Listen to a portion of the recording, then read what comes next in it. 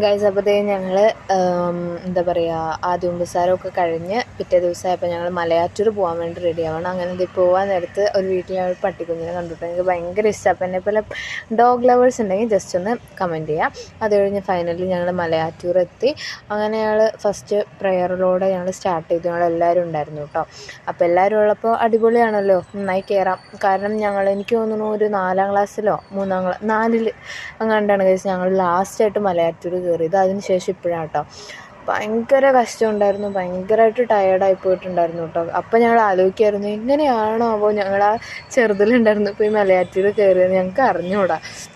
അങ്ങനെ ഞാൻ ഓരോരോ സ്ഥലം എത്തുമ്പോഴും വീഡിയോ എടുക്കാമെന്ന് ഞാൻ കരുതായിരുന്നു. പക്ഷേ മുന്നോട്ടായപ്പോഴത്തും ഭയങ്കര ടയേർഡായിട്ടുണ്ടായിരുന്നു കേട്ടോ ഗൈസ്. അതുകൊണ്ട് എനിക്ക് കുറേ വീഡിയോസൊന്നും എടുക്കാൻ പറ്റിയില്ല.